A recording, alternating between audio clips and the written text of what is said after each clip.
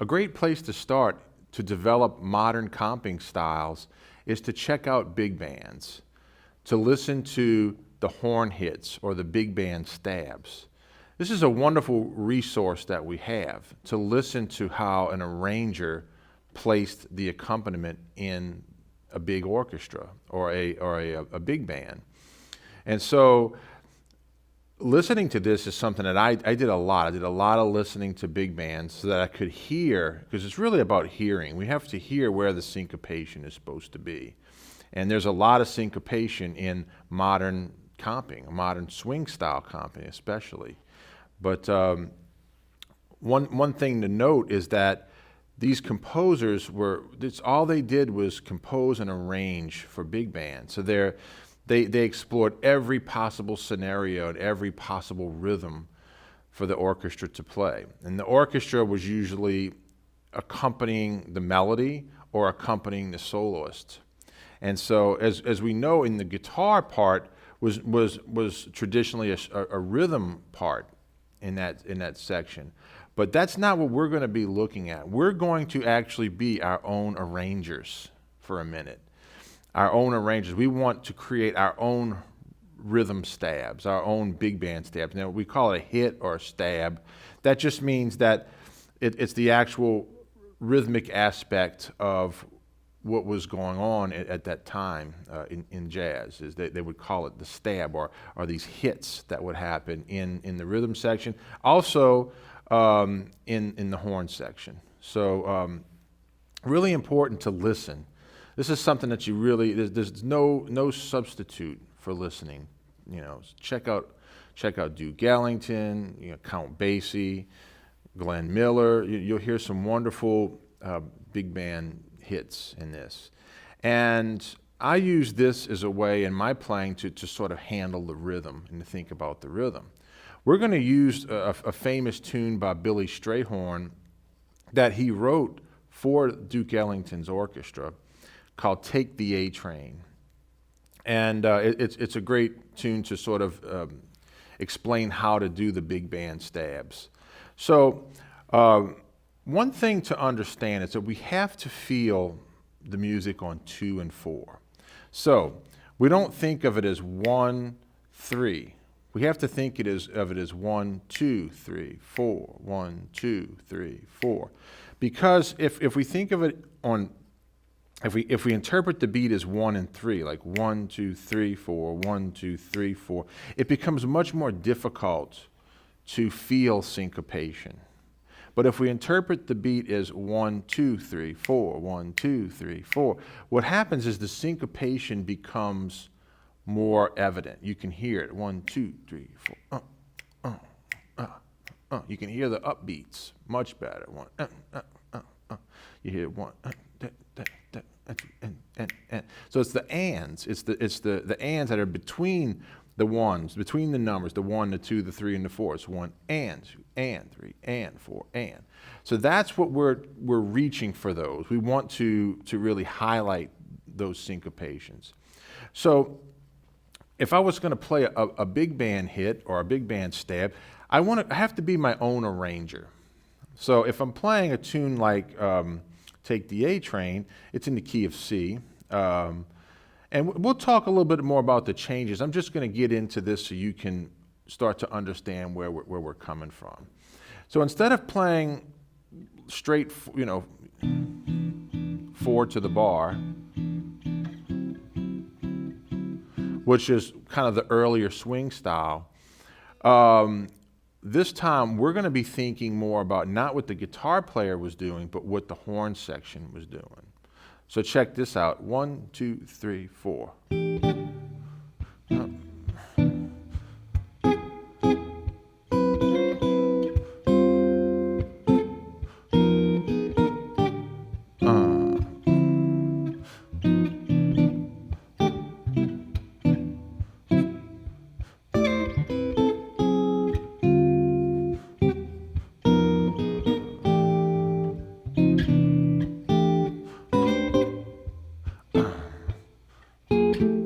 You see, we can become our own arranger, and that's really what's happening here.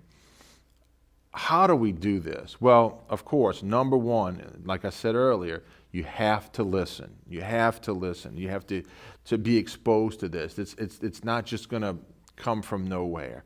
We have to listen to this music in order to really understand it. But you'll quickly hear these syncopations. You'll hear the swing in the rhythm section, and you'll hear, all of the syncopations that are happening in the horns. And sometimes it's very complex. Some of the things we won't be able to play on the guitar. But we're just trying to get the general idea of how these chords kind of just pop in. They kind of splatter in. So it's like 1, 2, 3, 4.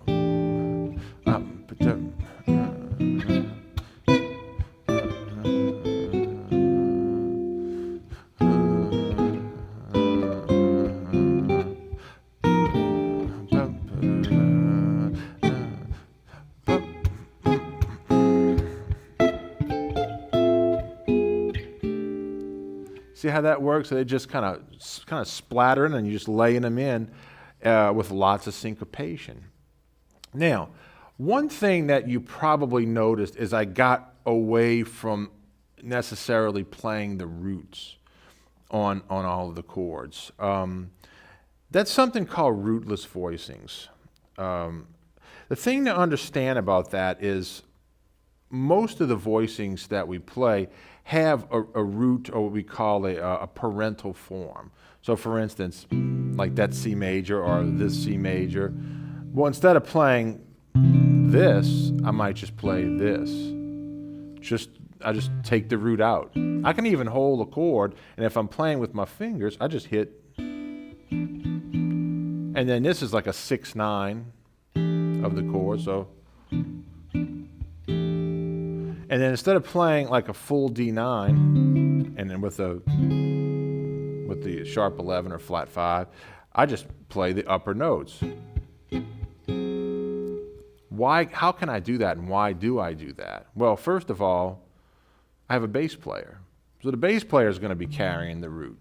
So I don't need to step on his toes. There's no reason to do that. So I think, and I'm actually looking at the chord like this. My eyes see the parental chord, but I just play this. I can even grab the whole chord, but still just play the voicings that don't include the root. Just play the upper notes. And if I let go of the root, that gives my fingers other places to go. I can get some other notes that maybe I want to try. So in this case, I wanted to put the 6 or the 13 in. So I'm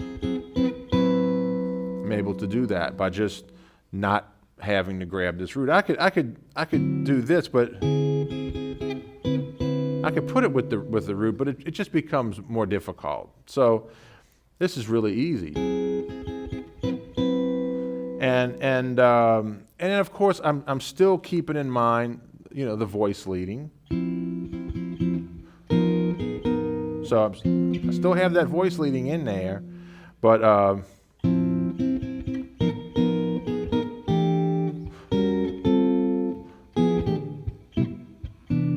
and you can feel the syncopation. So it's upbeat. You want to think upbeats. So 1, 2, 3, 4. So you want to think like that, syncopated. And this is going to follow you, this ability to play syncopated. Even though we're looking at older music to get it, we're going to use that syncopation in modern music as well. This will carry over into modern style comping. Maybe not as much of it, but it will carry over because we do need to be able to play things in a syncopated way. So definitely work on rootless voicings. And that's going to be, understanding that every chord has a parental form, but we can see the upper notes. Visually still see the root and where that is, but we don't have to necessarily grab it in the chord. And then also, using neighbors, we can, just as we did in the rhythm swing style playing, we can use those neighbors for this style as well. So listen to many different big band records. check out the how the horn section sounded, and you can become your own arranger. For this performance, I'm going to play over the changes to take the A train. Let's talk about what those changes are. You can find this in any sort of real book. Usually Real Book 1 has this tune. Feel free to look at the changes, but I'll talk to you about sort of the basic changes of the tune. So it's in the key of C, so it's going to be C major, and then we're going to go to like a D9 for 2 measures, and then that's going to become a minor 7, D minor 7, G7, and then we have a turnaround, and then back to 1. That's your A section. When we play the 1 chord again, the C major, that's the top of the next A section. So that happens again. It's going to go to a 2 dominant 7, and then the 2 is going to turn into a minor 7, and then back to 1 again, 2 5 1. Remember, learning and understanding 2 5 1s is one of the most important things. And then we're getting ready to go to the bridge, which is going to go up to F major, which is the 4 chord. And it hangs on there, so that's for four measures, but there's a walk down. I'm going to show you what happens there. So for 3 measures, we hang on to F major 7, 2, 3, and then we have this walk down that happens, and it was a walk down, or we're walking down to the D7, and then that becomes minor 7 again, and then 5. So it's very similar to how the A section did, but we go to the 4 chord, then a walk down to the 2 dominant, then that dominant becomes a minor, and then back to 1. And then the last A section is the same as the first 2.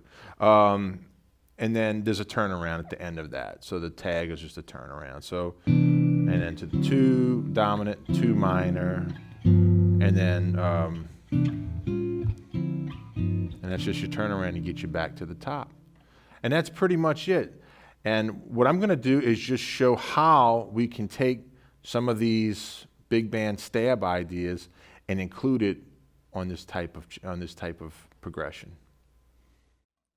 1 2 1 2 3 4.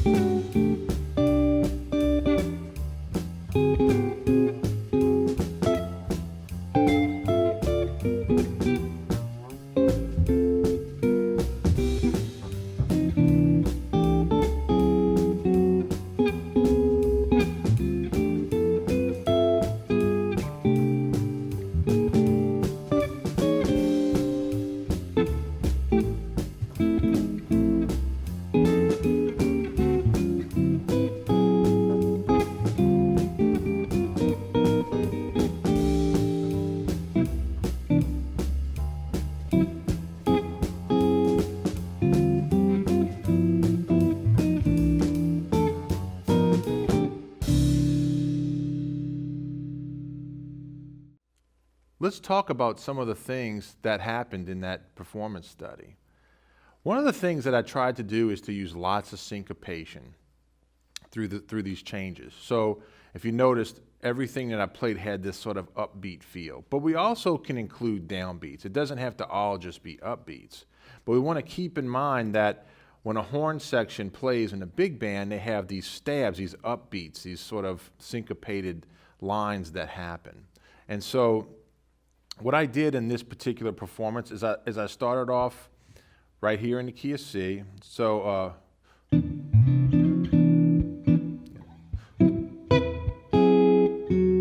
thinking about how the big band hit happens on this 2 chords. You hear bop, bop, bow. So that's one of the things that's really prevalent in this song. Bop, bop, bow. And then you can go almost into like a sort of a traditional comping there. So you can go bop, bop, bow. And then you could do some hits here. Like, and this is kind of what I did. I went like, and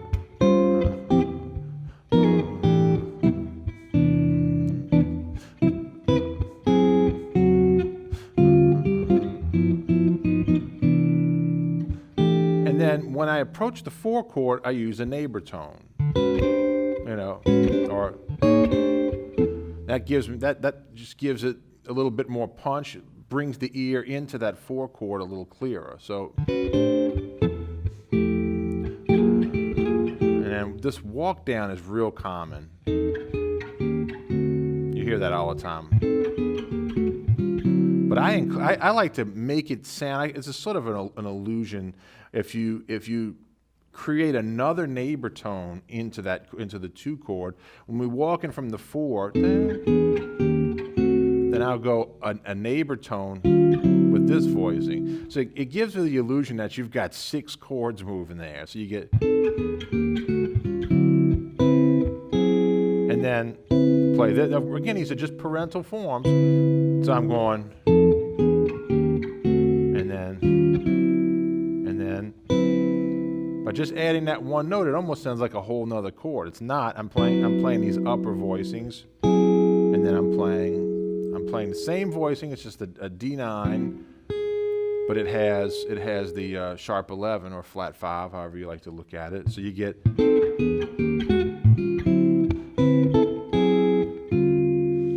instant arrangement. Now I used a little bit of modal movement here, which we're going to actually talk about in later on in the course. But I actually did this. Okay, we'll talk about that modal movement later on. But I actually used that to walk up.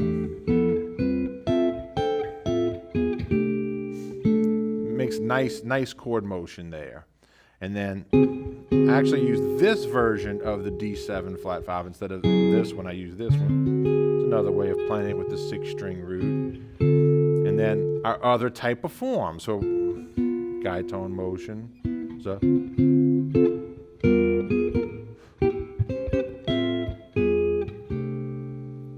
and that's exactly what I did. Now I played through the song twice, so there's some different variants that you can check out.